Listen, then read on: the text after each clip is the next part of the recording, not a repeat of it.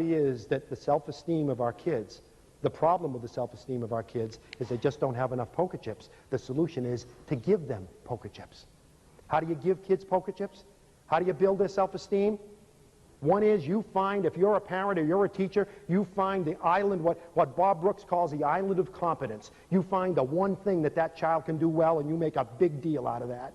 You celebrate that. You make that very important. If you're a mom and the only thing your child knows how to do is use a Phillips head screwdriver, every Thursday before he gets off the bus, you loosen every bloody screw in the house.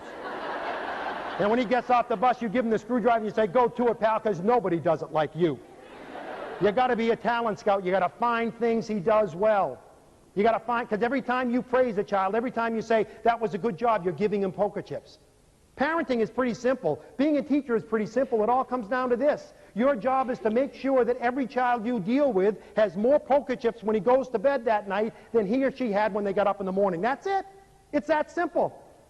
And how do you make sure they have poker chips? You give as many poker chips as possible. Secondly, you take away only as many poker chips as necessary. Please listen to me, dads, because we dads are real good at this. Let's say that Chris is my son. And Chris is sitting in class, sitting at the dinner table. Want to cup your hands like that for me, Chris? Chris is sitting at the dinner table, and he's got that many poker chips. He's got that many chips. And we're sitting at the dinner table, and Chris spills his milk. And I say, "You know, Chris, sometimes you make me sick. You know, do you get up at 5 o'clock in the morning and say, 'How can I spoil Dad's day?' Is that what your problem is? You're the only one in the family who does this. Sometimes I even wonder why we have you in this family. Go to your room." And he goes up to his room. And the rest of the family sitting there, "Oh boy, oh boy." And I sit there and I think, "Oh boy, that was pretty rough. It was pretty rough on old Chris. That's pretty tough on Chris." I wasn't really mad at Chris. I was mad at my secretary.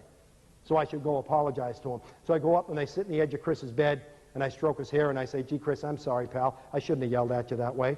I shouldn't have yelled at you that way. That was wrong. That won't happen again. Sorry, Dad. Sorry, Dad." Yelling at him in front of the family, telling him you wish he wasn't in the family. Asking him if he plans how to spoil your day, telling him you're basically sick of seeing him when you come home from work. You took away 50, 60,000 poker chips from him. Sit in the edge of his bed, stroke his hair, tell him you love him. 5,000 poker chips at the most. You're still 55,000 poker chips behind the 8 ball. You can't do that with our kids. You can't take away those massive number of poker chips without realizing that you're making your job as a parent much tougher. And lastly, you got to give as many as you can. Take away only what's necessary. And lastly, you've got to be willing to go to the mat with people who take poker chips away from your child and not give any back. Teachers take away chips.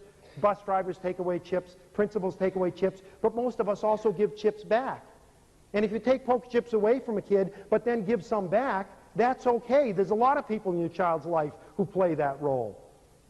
But the bottom line is, if there's someone in your child's life who is taking poker chips away and not giving any back, they're making your life much tougher.